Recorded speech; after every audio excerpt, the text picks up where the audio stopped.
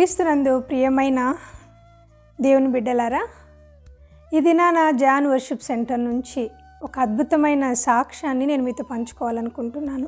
ఏంటంటే ద్వితీయోపదేశ కాండము 8వ అధ్యాయము 18వ వచనంలో దేవుడైన యెహోవా ఇశ్రాయేలీయులతో ఇలాగ సెలవిచ్చుచున్నారు. ఏంటంటే మరి మీరు భాగ్యం సంపాదించుకోవడానికి సామర్థ్యము కలగచేసేవాడు దేవుడే.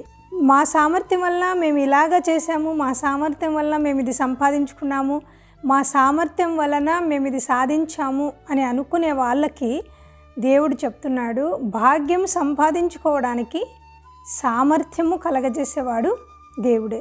కాబట్టి ఒకవేళ నువ్వు ఏదైనా హెల్ప్ చేసిండొచ్చు, కానీ వాళ్ళకి ఆ సామర్థ్యము కలగజేసేవాడు దేవుడే. అలాగే మనం భాగ్యం సంపాదించుకోవడము దేవుని చిత్తమైనప్పుడు ఆ సామర్థ్యాన్ని కూడా దేవుడే కలగజేస్తాడు.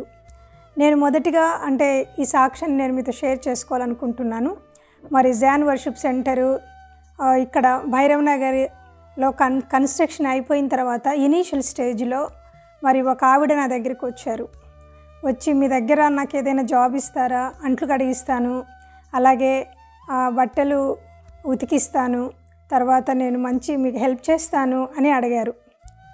ఆ దినాన నేను ఆవిడ వైపు చూసినప్పుడు ఆమె దేవుణ్ణి నమ్ముకోవడానికి ఆవిడకి చాలా విశ్వాసం ఉంది అనేది నేను గమనించాను.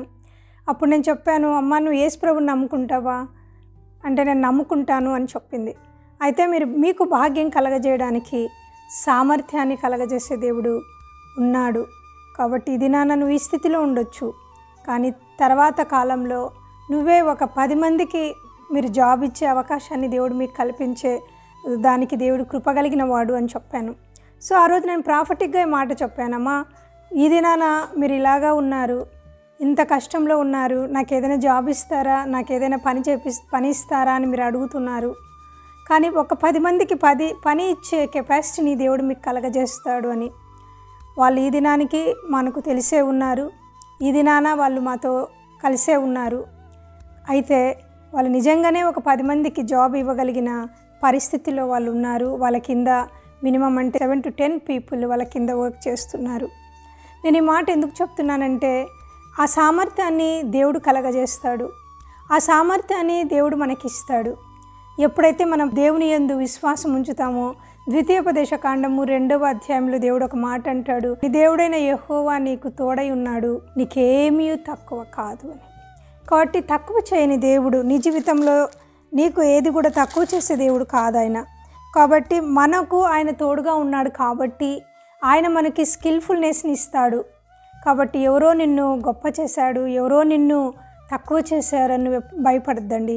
ఎందుకంటే జ్ఞానం ఇచ్చేవాడు దేవుడే, కృప ఇచ్చేవాడు దేవుడే, నీకు సామర్థ్యం కలగజేసేవాడు దేవుడే, నిన్ను అభివృద్ధి పరిచేవాడు దేవుడే. అంతే తప్ప ఎవరో తిట్టుకుంటే, ఎవరో నీకు శపిస్తే, ఎవరో నిన్ను బాధ పెడితే, ఎవరో నిన్ను ఇబ్బంది పెడితే నీ సామర్థ్యం ఎక్కడికి పోదు. నీ సామర్థ్యాన్ని రెట్టింపు చేసుకోవడానికి, నీ స్కిల్ని రెట్టింపు చేసుకోవడానికి, అలాగే దేవుని రాజ్యంలో నువ్వు నమ్మకమైన పని చేయడానికి దేవుడు నీకు సామర్థ్యాన్ని అనుగ్రహించునుగాక. ఆమేన్.